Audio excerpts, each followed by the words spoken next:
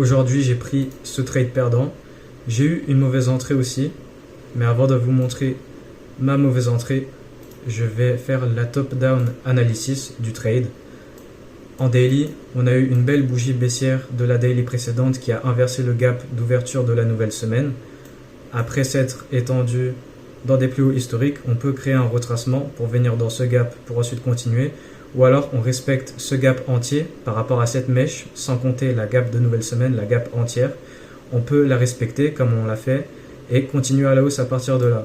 Donc c'est soit une bougie daily baissière qui baisse en suivant la daily baissière précédente, soit c'est une bougie qui reste à l'intérieur de cette daily à peu près comme elle est là pour que la prochaine elle ouvre et elle monte, ou alors c'est une daily qui enveloppe complètement, mais pour ça il va falloir le même nombre de volumes et la même rangée, la même extension que la journée précédente, ce qui est peu probable.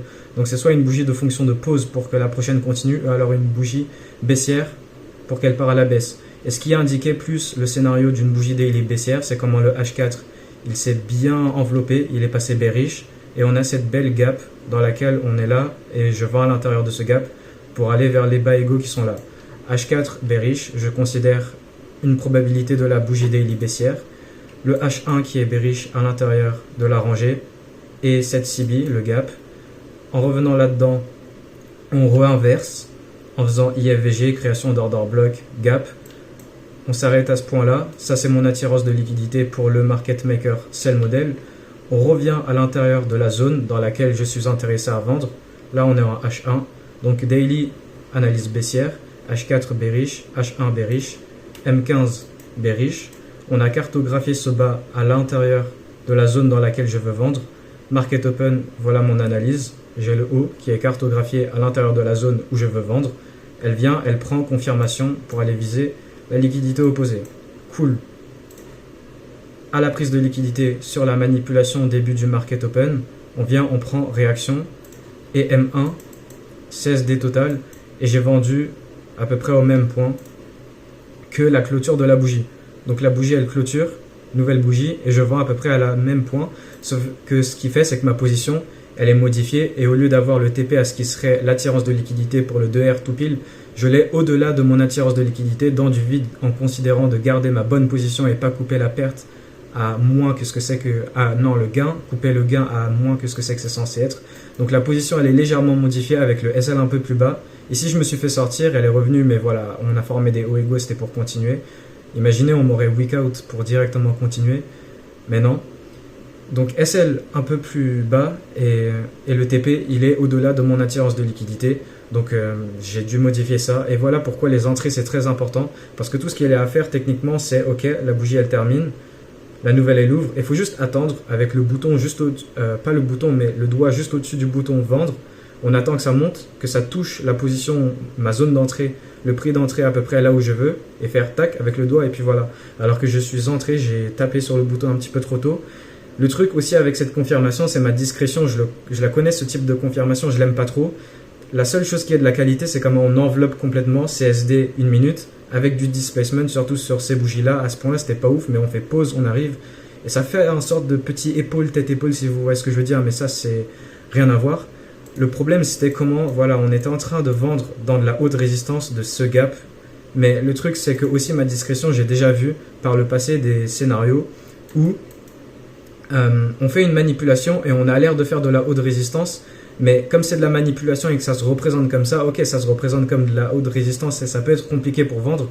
Donc tu es en train de vendre, mais au final, elle baisse pour retracer à l'intérieur qui est cette montée pour ensuite continuer. Mais en même temps, c'est la manipulation pour ensuite continuer. Non, la manipulation pour alors vendre. Donc c'est un petit peu caché, j'ai déjà vu ça. Et ça, c'est vraiment la version la plus basse de confirmation que je veux. Et aussi, ce que je me suis dit au moment d'entrer, c'est que si je n'entre pas et que le prix va dans ma direction, je serai en train de me dire ok, j'ai raté le trade, pourquoi? J'aurais dû entrer. Donc je suis entré. C'est une perte probabiliste. Voilà, tout ce que je voulais transmettre là, j'ai fait l'analyse top-down, j'étais juste en train d'expliquer ma confirmation. Pour ce qui est de la confirmation, je le précise bien, ça c'est vraiment le type de confirmation le plus bas que je peux prendre. Mais je l'ai pris quand même s'il est plutôt bas. Il n'y a pas le M5 et le M3, et ça se représente un peu comme de la haute résistance de vendre contre cette bougie, mais c'est de la manipulation. Donc je voyais ça, et ok, on manipule, on vend contre toute cette hausse, mais je voyais ma discrétion aussi, elle la traverse petit à petit. Donc ma confirmation, je ne vais pas la remettre en question, elle est très bonne. Et si à partir de ce point-là, ok, mini pullback, on tape mon entrée, et après cette bougie-là, imaginons on aurait eu une autre bougie rouge, une autre, et on continue à partir de ce point-là. Sur le 1 minute, c'est très attirant, et c'est comme si tu anticipes déjà la IFVG avant même qu'elle se forme. Donc pour ceux qui, forcément vous là, qui êtes sur ma vidéo, vous comprenez exactement c'est quoi ce type de concept que je vous explique. Voilà, vous comprenez de quoi je parle. Et je vous précise bien que ça, c'est vraiment le type de confirmation le plus bas que je peux prendre. Mais ça ne veut pas dire que c'est un mauvais trade. C'est un très bon setup. Comme je vous ai déjà expliqué, la meilleure chose psychologique qu'on peut se dire, c'est que voilà, tu as fait ton top-down analysis, tu as regardé la daily 4 heures, tu as regardé sa daily 4 heures, 1 heure, tu as fait ta top-down analysis, c'est une 10 sur 10, mais à la fin de la journée, elle peut être un mec. Ça fait partie du jeu, c'est ok. Si tu n'aimes pas ça, tu arrêtes de trader. Okay, tu arrêtes de prendre des trades, tu vas juste venir au prochain trade qui va se présenter à toi. Donc très bon setup,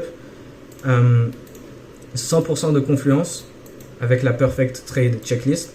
Alors très bon setup. Et avec un trading objectif, ce que j'avais vu avec le Market Open, c'était aussi la probabilité bullish de comment, vu que sur le daily, je vous ai expliqué sur le daily, que là on peut revenir dans ce gap, faire la bougie de fonction de pause pour ensuite continuer. Donc là lancer un MMBM sur les temporalités plus basses, le H4. Là, il lance le MMBM avec la SMR sur la prise de liquidité ici. Et le H1, tout est techniquement bearish. Il n'y a rien de bullish dans ça, mais ce que tu peux aussi analyser en ayant cette analyse objective de voir tous les côtés possibles du marché. Comment là, on est revenu, manipuler, prendre le bas de minuit à l'intérieur de cet order block bien premium et faire ce bas, le point bas, pour faire une sorte de double bottom ascendant et là faire le market maker buy model. Donc là, il y a énormément de hautes probabilités maintenant que le H1 est passé bullish. Là, à ce point-là, il y a tout qui est bearish, mais là, le H1 est passé bullish. Donc là, je peux maintenant chercher à acheter pour suivre le market maker buy model jusqu'à là-haut. Donc voilà, en market open, avec mon analyse objective, je vois ces deux côtés. Et c'est pas un conflit de biais parce qu'on a techniquement rien de bearish et tout est super bien aligné.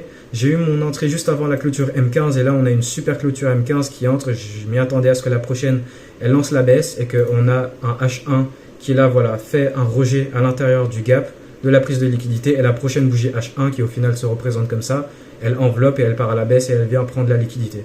Donc très clair, très bon setup.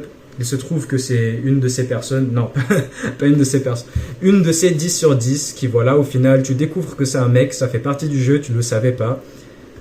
Oui, forcément, je comprends très bien pourquoi le prix est allé dans l'autre direction parce que je vous ai montré en pré-market comment, voilà, je vais pas tout lire tout ce que j'écris, mais voyez pour vous-même si vous voulez, pause la vidéo, voilà, je défile, et on voit toutes les différentes probabilités, même si rien n'est aligné, tout est aligné à la baisse, mais je vois quand même la possibilité à la hausse, comment à partir de cet order block, la SMT divergence avec la manipulation du bas de minuit pour lancer la hausse et le market maker buy model. Excellent. C'est complètement contre l'alignement, mais on peut quand même avoir cette analyse en tête. Et si on n'est pas capable de voir ça, ça peut être dangereux parce qu'il faut quand même pouvoir voir pourquoi un trade perd. Même si en réalité, voilà, je peux donner cette explication. En réalité, il n'y a aucune raison de pourquoi le trade a perdu. C'est juste une de ces probabilités où elle a décidé d'aller dans le sens inverse. Et en plus, ça se rejoint à ce que c'est que je vais vous apprendre, très important, que de la même manière qu'on veut gagner, parce qu'on est dans le trading pour gagner de l'argent, logiquement. Tu n'es pas là pour perdre ton argent. De la même manière, par contre, que tu veux gagner de l'argent, logique, tu vas perdre. Tu vas avoir ces probabilités où tu vas perdre. Mais là où tu vas perdre, tu veux perdre d'une certaine manière, de la même manière que tu veux gagner d'une certaine manière. Cette même manière que je veux gagner d'une certaine manière, qui est en prenant mes bons A setup, mes 10 sur 10 avec le bon analyse top-down. Voilà, je l'ai analysé de haut en bas, c'est une 10 sur 10, je vais lui parler, je prends son snap, etc. Voilà, de la même manière que je fais ça pour but de gagner, il se trouve qu'elle peut être un mec et elle peut aussi perdre. Et c'est sur exactement ce type de trade que je veux prendre une perte. C'est pas par exemple, ok, on me sort pour ensuite on prend le haut qui est là, qui était le haut de AM1, donc forcément c'est un profil de marché open continuation. Mais imaginez au final, on aurait venu AMD, profil de marché AMD à l'intérieur de ce gap en prenant le haut du cycle de AM1 et au final petit à petit on part à la baisse dans la macro de 11 heures et genre ma direction générale elle est bonne, mais je me suis quand même fait sortir, j'ai quand même perdu. Ça, non, c'est pas comme ça que je veux perdre. Là, on voit visiblement que j'ai eu complètement tort. Le H1, il est passé bullish. On est en train de se connecter dans l'analyse où maintenant le prix il est passé à la hausse. Et c'est excellent, c'est exactement comme ça que je veux perdre. Hormis, par contre, là où je peux considérer ce type de confirmation un peu plus bas. Mais je vous ai dit que c'est le type de confirmation un peu plus bas, mais au plus bas de l'échelle de ce que c'est que je peux prendre. Donc techniquement, c'est un très bon A-setup. Voilà. Et c'est exactement ça que tout le monde doit avoir dans sa tête. On doit avoir l'analyse objective. On doit pouvoir vouloir perdre. Oui, on est là pour gagner, mais il y a des moments où tu vas perdre avec les probabilités. Il se trouve, au final, tu as 10 sur 10, c'est un mec. Tu vas venir lui parler, elle va te dire « J'ai un mec ». C'est du bullshit, mais voilà, ça arrive, ça fait partie du jeu. Et tu acceptes. Et voilà, c'est exactement comme ça que je veux perdre. Tu vas juste maintenant attendre le prochain très bon A-setup à haute probabilité qui va se présenter à toi. Et cette analogie-là, c'est un mentor, c'est un de mes mentors qui me l'ont appris. Et cette analogie-là, c'est vraiment ce qui a tout changé pour moi. Toi, tu veux juste trader tes A-setup. Tu sais avec ta data que tes A-setup vont passer 8 fois sur 10. Sur ces 10 fois, elle va perdre 2 fois. Il faut accepter, ça fait partie du jeu, mais sur le long terme, tu as gagné. Et c'est exactement comme ça qu'on veut gagner. Perdre, pardon. De la même manière qu'on veut gagner, ça peut sembler, voilà, c'est contre le but du trading, mais de la même manière que je veux gagner, je veux absolument perdre d'une certaine manière. Je veux perdre comme ça, c'est comme ça que je veux perdre si jamais je vais prendre une perte. Voilà. Très bonne vidéo, énormément de leçons pour s'il y a des traders, genre le mois d'avant, le mois d'il y a un an par exemple. Très bonne leçon pour expliquer, très bon setup. Il se trouve que c'est une de ces pertes probabilistes, ça fait partie du jeu, j'ai pris cette perte. Voilà comment j'aurais pu améliorer mon entrée aussi, juste attendre que le prix pull back. Et puis s'il part sans moi, sans me donner une bonne entrée, ça fait partie du jeu aussi, à accepter. Et voilà, on va se voir à la prochaine 10 sur 10 qui va se présenter à nous. On va aller lui parler, faire notre analyse top-down, tout est bon, soit c'est un A et elle gagne, ou soit c'est un A et elle perd. Pas un B parce que les B on les prend pas, mais alors elle peut perdre et ça fait partie du jeu. L'essentiel c'est de gagner 7-8 fois sur 10 avec la data que j'ai sur mon modèle et de voilà, espérer que je vais pas partir dans un losing streak parce que je trade n'importe comment, comme je pourrais être en train de le faire avant et perdre 3, 4, voire 5 même trades d'affilée, ce qui est impossible avec mon modèle, à part si des conditions de marché changent vraiment, mais ça c'est impossible. En moyenne 70-80% de win rate, donc ça fait partie du jeu. J'ai pris une perte et on va se voir au prochain A-setup. Là j'ai dérivé un petit peu, la vidéo elle dure longtemps, mais au moins j'ai pu bien détailler comment on veut prendre une perte. C'est exactement comme ça qu'on veut prendre une perte et ça fait partie du jeu. Si tu veux pas mettre ton argent à risque, juste trade pas parce que il va y avoir des probabilités perdantes. Ouais, ok, en analyse pré-market, j'aurais pu voir que j'avais vu qu'on pouvait. Techniquement, tout est bearish. Mais avant de chercher l'achat dans un potentiel market maker buy model, je veux minimum le H1 de passer bullish. Donc là, le H1, il est même pas bullish. Et le M15, en plus, lui-même, il est même pas bullish. Tout est aligné à la baisse. Et si, imaginons, j'aurais pas pris ce trade en considérant l'autre analyse et ma mauvaise confirmation et serait allé dans la direction, je serais en train de me dire que je perds. Donc là, voilà, là, je suis vraiment en train de vous expliquer des choses, mais personne d'autre sur YouTube, vraiment personne d'autre sur YouTube vous montre. Comment, voilà, t'as ça dans ta tête, ça, et tu fais une analyse, t'appliques ta discrétion au max, et tu sais très bien ce que tu es en train de faire, tu exécutes parfaitement ta stratégie, et c'est exactement comme ça qu'on fait du très bon trading à haute probabilité qui est gagnant sur le long terme, même si tu vas prendre 1, 2, 3, voire 4 pertes maximum sur une série de 10 trades, voilà.